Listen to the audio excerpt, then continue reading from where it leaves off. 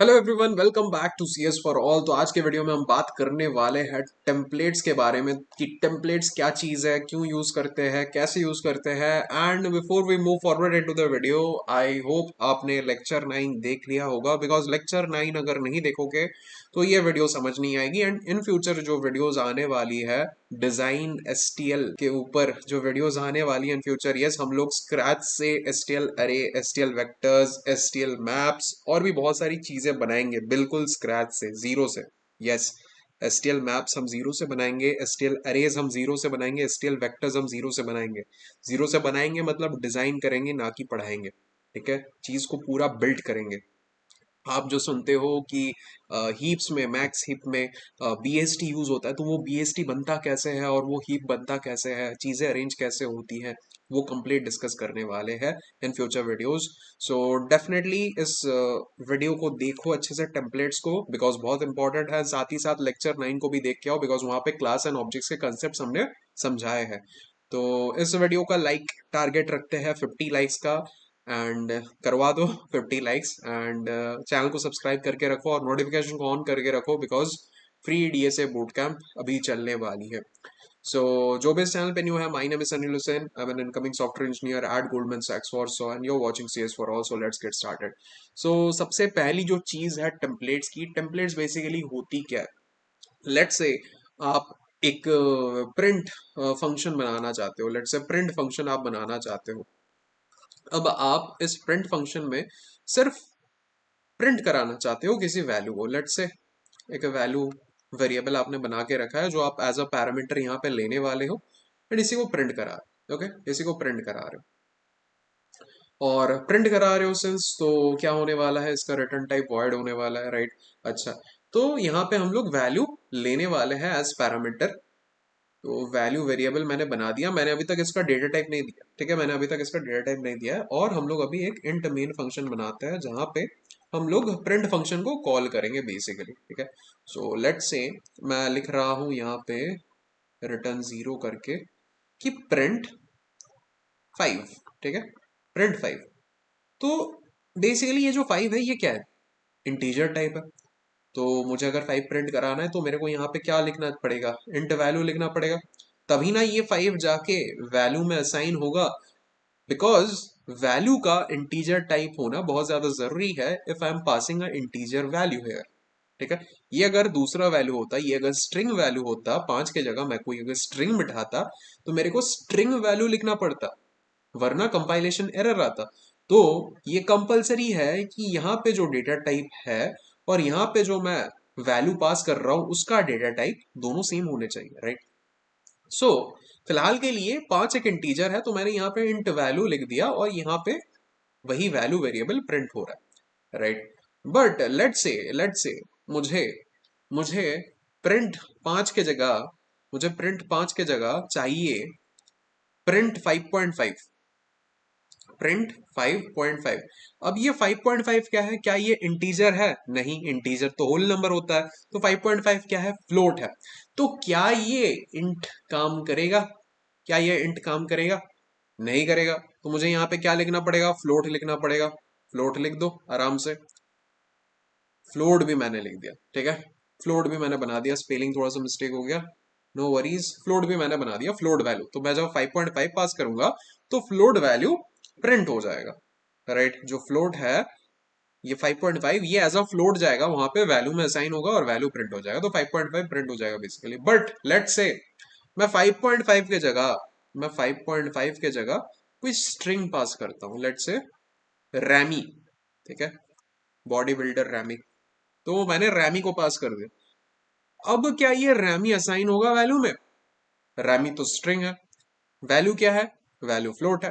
तो दोनों का सेम डेटा टाइप होना जरूरी है, वरना असाइन नहीं होगा, कंपाइलेशन एरर आ जाएगा। तो मुझे यहाँ पे क्या करना पड़ेगा, फ्लोट को चेंज करना पड़ेगा। फ्लोट को चेंज करके क्या बनाना पड़ेगा, स्ट्रिंग बनाना पड़ेगा। अब मैं चाहता हूं कि ये जो इंटीजर टाइप था वो भी मैं पास करूं, मैं फ्लोट टाइप भी पास करूं, मैं स्ट्रिंग टाइप भी पास करूं, और मेरा जो प्रिंट फंक्शन है वो ऑटोमेटिकली डिटरमाइन कर ले कि भाई अगर इंटीजर आ रहा है तो इंटीजर प्रिंट करा दो, अगर फ्लोट आ रहा है तो फ्लोट प्रिंट करा दो। अगर स्ट्रिंग आ रहा है तो स्ट्रिंग प्रिंट करा दो और कोई भी कंपाइलेशन एरर मत दो। बट क्या ये पॉसिबल है? मैं तो एक टाइम में एक ही पैरामीटर लिख सकता हूँ ना। मैं एक टाइम में इंटीजर वैल्यू लिख सकता हूँ, या फिर फ्लोट वैल्यू लिख सकता हूँ, या फिर स्ट्रिंग वैल्यू लिख सकता हूँ। मैं तीनों तो साथ साथ नहीं लिख सकता। तो इस सिचुएशन में क्या करें? सिचुएशन में क्या करें? यहाँ पे आती है फंक्शन ओवरलोडिंग वाली बात। यहाँ पे आती है फंक्शन ओवरलोडिंग वाली बात कि भाई आप एक प्रिंट फंक्शन ना बना के मल्टीपल प्रिंट फंक्शन बना दो। ठीक है, आप एक प्रिंट फंक्शन ना बना के मल्टीपल प्रिंट फंक्शन बना दो। मैं एक एग्जांपल देता हूं यहाँ पे। लेट से वॉइड आपने लिखा, आपने प्रिंट बनाया, यहाँ पे इंटीजर वैल्यू है। ठीक है, एंड आप क्या कर रहे हो यहाँ पे, सी आउट वैल्यू एंडल। बस आपने दूसरा प्रिंट फंक्शन बनाया, आपने दूसरा प्रिंट फंक्शन बनाया। लेट से यहाँ पे आप फ्लोट दे रहे हो, फ्लोट वैल्यू, फिर वापस से C out value endl. Okay, done. अच्छा, लेट से आप तीसरा तीसरा बना रहे हो प्रिंट फंक्शन। यहां पे आप पास कर रहे हो स्ट्रिंग, स्ट्रिंग वैल्यू, यहां पे सी आउट वैल्यू एंडल। बस। तो यहां पे अगर आप अब मेन फंक्शन बनाते हो, लेट से इंट मेन आपने फंक्शन बनाया, इंट मेन आपने फंक्शन बनाया, आप कर रहे हो प्रिंट 5, आप कर रहे हो प्रिंट 5.5, एफ एफ मतलब फ्लोट, आप कर रहे हो प्रिंट रैमी। ठीक है, ये तीनों जो आप प्रिंट को कॉल कर रहे हो, ये जो फर्स्ट प्रिंट को कॉल कर रहे हो, ये प्रिंट कॉल करेगा सबसे पहले वाले को। ये सबसे पहले वाला जो है जिसका पैरामीटर में इंट है, वो उसको कॉल करेगा, बिकॉज ये 5 जो है ये इंटीजर टाइप का है, और ये जो प्रिंट का पैरामीटर है ये भी इंटीजर वैल्यू है। तो दोनों मैच कर रहे हैं, ये 5 इंटीजर है, ये इंट वैल्यू इंटीजर है, तो दोनों मैच कर रहे हैं। इसीलिए जब मैं इस पहले वाले प्रिंट को कॉल करूंगा तो सबसे पहला वाला फंक्शन ही कॉल होगा। जब मैं दूसरे वाले प्रिंट को कॉल कर रहा हूं, प्रिंट 5.5f, तो ये जो 5.5f है ये बेसिकली फ्लोट है, तो ये जाके अब इंटीजर वाले को कॉल नहीं करेगा, ये जाके फ्लोट वाले को कॉल करेगा। तो ये कॉल करेगा सेकंड वाले प्रिंट फंक्शन को। ठीक है, बिकॉज इसका फ्लोट है, वैल्यू का जो डेटा टाइप है जो मैं पास कर रहा हूं वैल्यू, इसका डेटा टाइप फ्लोट है, और यहां पे भी पैरामीटर के अंदर फ्लोट वैल्यू ही है। तो ये दोनों मैच खा रहे हैं, इंटीजर के साथ 5.5f मैच नहीं कर रहा। तो सेकंड वाला जो प्रिंट फंक्शन मैंने कॉल किया है, वो सेकंड वाला प्रिंट ही कॉल हो रहा है। ठीक है, अब जो थर्ड वाला प्रिंट मैं कॉल कर रहा हूं, ये किसको कॉल कर रहा है? ये बेसिकली तो मेरा स्ट्रिंग टाइप का डेटा है। तो क्या ये इंटीजर वाले को कॉल करेगा? नहीं। क्या ये फ्लोट वाले को कॉल करेगा? नहीं। तो क्या करेगा? ये स्ट्रिंग वाले को कॉल करेगा, बिकॉज ये खुद भी स्ट्रिंग है। तो स्ट्रिंग और स्ट्रिंग का मैचिंग हो रहा है और थर्ड वाला ब्लॉक कॉल हो रहा है। तो यहाँ पे देखने वाली बात यही है कि मैं सेम नाम से, सेम नाम वाले फंक्शन को, ये भी प्रिंट है, ये भी प्रिंट है, ये भी प्रिंट है, तीन अलग अलग डेटा टाइप पास कर रहा हूँ। ठीक है, मैं सेम नाम वाले फंक्शन को तीन अलग अलग डेटा टाइप पास कर रहा हूँ। पहला वाला इंटीजर है, दूसरा वाला फ्लोट है, तीसरा वाला स्ट्रिंग है, और तीन अलग अलग फंक्शन कॉल हो रहे हैं। तीन अलग अलग फंक्शन कॉल हो रहे हैं, तीन अलग अलग फंक्शन ब्लॉक्स। ये पहला ब्लॉक है, ये दूसरा ब्लॉक है, ये तीसरा ब्लॉक है। तीन अलग अलग फंक्शन ब्लॉक्स कॉल हो रहे हैं जिनका नाम सेम है, बट पैरामीटर्स अलग है, integer value, float value, string value. तो जिस हिसाब से मैं यहाँ पे वैल्यू पास करूंगा, उस हिसाब से ये चेक करेगा कौन सा पैरामीटर मैच कर रहा है, एंड फिर उसी पैरामीटर वाले फंक्शन को कॉल करेगा। तो यहाँ पे 5 है, 5 क्या है? इंटीजर है, तो देखेगा इंटीजर पैरामीटर कहाँ पे, इंटीजर पैरामीटर यहाँ पे है, तो इस वाले को कॉल कर देगा। दूसरा वाला 5.5f है, तो देखेगा फ्लोट पैरामीटर कहाँ पे, फ्लोट पैरामीटर यहाँ पे है, तो दूसरे वाले को कॉल कर देगा। फिर लास्ट वाला क्या है? रैमी है, स्ट्रिंग है, तो स्ट्रिंग पैरामीटर कहाँ है? यहाँ पे है, तो तीसरे वाले को कॉल कर देगा। तो इस कंसेप्ट को बोलते हैं फंक्शन ओवरलोडिंग, फंक्शन ओवरलोडिंग। अब प्रॉब्लम यहाँ पे ये है, फंक्शन ओवरलोडिंग मतलब फिर मैं, तो फंक्शन ओवरलोडिंग क्या है? Same function name but different parameters. ठीक है, same function name but different parameters. तो यहाँ पे काम तो अच्छे से हो रहा है, बट प्रॉब्लम ये है, ये जो वॉइड प्रिंट है ये मेरे को बार बार लिखना पड़ रहा है। ये जो वॉइड प्रिंट है, यहाँ पे भी लिखना पड़ा, यहाँ पे भी लिखना पड़ा, यहाँ पे भी लिखना पड़ा। क्या कोई दूसरा मेथड है जिससे मैं इस चीज को जनरलाइज कर पाऊं कि भाई एक मैं कोड बनाऊंगा, एक मैं सिर्फ ब्लॉग बनाऊंगा। अब तुम अपने हिसाब से देख लो, अगर तुम्हें इंटीजर पास हो रहा है तो तुम इंटीजर बन जाओ, अगर तुम्हें फ्लोट पास हो रहा है तो तुम फ्लोट बन जाओ, अगर तुम्हें स्ट्रिंग पास हो रहा है तो तुम स्ट्रिंग वाले बन जाओ। बट मैं बार बार नहीं लिखना चाह रहा, मैं एक ही ब्लॉक बनाऊंगा जहां पे ऑटोमेटिकली मेरा जो पैरामीटर है, मैं एक ही ब्लॉक बनाऊंगा जहां पे ऑटोमेटिकली मेरा जो पैरामीटर है वो वैल्यू के हिसाब से इधर इंटीजर बनेगा या फिर फ्लोट बनेगा या फिर स्ट्रिंग बनेगा। तो ये चीज पॉसिबल है with the help of template. ठीक है, ये चीज पॉसिबल है with the help of template. तो वो हम कैसे करेंगे? आपको कुछ भी चेंजेस नहीं करना है, एक ही ब्लॉक लिखना है। जो वॉइड प्रिंट हम लिख रहे थे ना, वॉइड प्रिंट जो हम लिख रहे थे, एक ही ब्लॉक लिखना है, तीन तीन अलग ब्लॉक्स नहीं लिखना है, सिर्फ एक ही ब्लॉक लिखना है।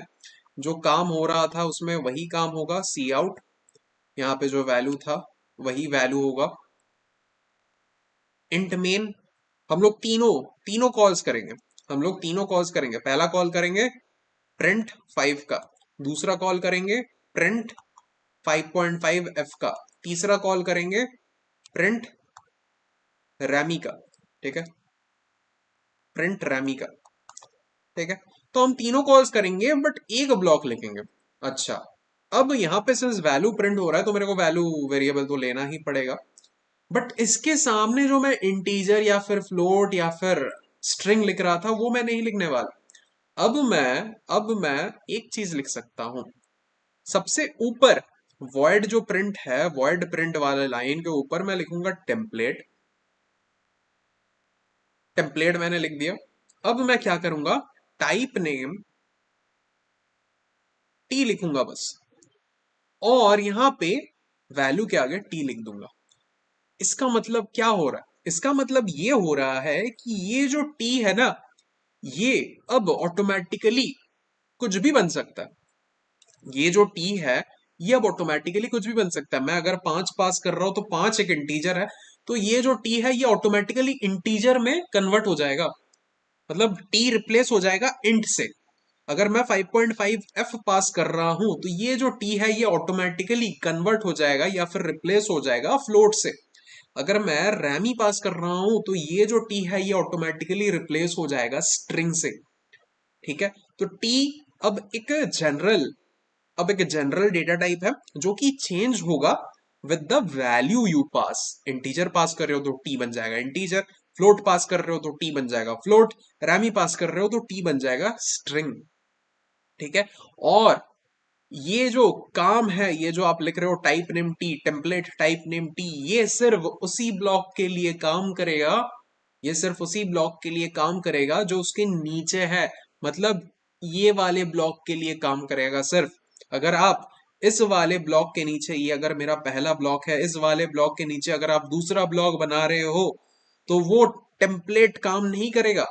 उसके लिए आपको वापस से ये टेम्पलेट वाला लाइन सेकंड ब्लॉक अगर बना रहे हो उसके ऊपर लिखना पड़ेगा। जैसे मैंने फर्स्ट ब्लॉक के ऊपर लिखा है टेम्पलेट, अगर आप दूसरे वाले ब्लॉक में भी टेम्पलेट घुसाना चाहते हो, टेम्पलेट का यूज करना चाहते हो कि भाई टी मैं यूज करूंगा, ऑटोमेटिकली वो ले लेगा जो भी चाहिए। ठीक है, तो आप अगर ऐसा चाह रहे हो तो सेकंड ब्लॉक आपको लिखना पड़ेगा और उसके ऊपर आपको वापस से ये टेम्पलेट वाली लाइन लिखनी पड़ेगी। तो ये टेम्पलेट वाली लाइन वैलिड है फॉर द फंक्शन ब्लॉक या फिर कुछ भी ब्लॉक जो आप इसके नीचे लिख रहे हो। जब भी वो ब्लॉक खत्म हो जाएगा ना, ये टेम्पलेट का काम वहीं तक है, वहीं तक सीमित है। ब्लॉक जहां तक है, ब्लॉक जहां से स्टार्ट हो रहा है, ब्लॉक जहां पे एंड हो रहा है, वहीं तक टेम्पलेट का काम सीमित है। उसके नीचे नहीं काम करेगा, उसके ऊपर नहीं काम करेगा। ठीक है, ये चीज माइंड में रखना। तो जब भी ये 5 जा रहा है, जब भी ये 5 जा रहा है, टी बन जाएगा इंटीजर, इंटीजर वैल्यू, तो वैल्यू में 5 आ जाएगा और 5 प्रिंट हो जाएगा। जब भी ये 5.5 एफ जा रहा है तो टी बन जाएगा मेरा फ्लोट, वैल्यू में 5.5 चला जाएगा और 5.5 प्रिंट हो जाएगा। जब भी मैं रैमी पास कर रहा हूं तो टी में चला जाएगा स्ट्रिंग, वैल्यू में चला जाएगा रैमी और रैमी प्रिंट हो जाएगा। ओके, तो इसको एक बार कोड करके देख लेते हैं अच्छे से। Include bits std c++.h using namespace std int main। ठीक है, तो वही चीज करेंगे हम लोग। पहले प्रिंट करेंगे 5 को, फिर प्रिंट करेंगे 5.5 को, फिर प्रिंट करेंगे रैमी को। ठीक है, रैमी को प्रिंट करेंगे एंड लास्ट में रिटर्न 0 कर देंगे। ना भी लिखोगे तो भी कोई इशू नहीं है। अच्छा, अब ये जो प्रिंट मैं कॉल कर रहा हूँ बार बार, इसको बनाना भी तो पड़ेगा। तो वॉइड प्रिंट, सबसे पहले जनरल वाला अप्रोच एक बार दिखा देता हूँ।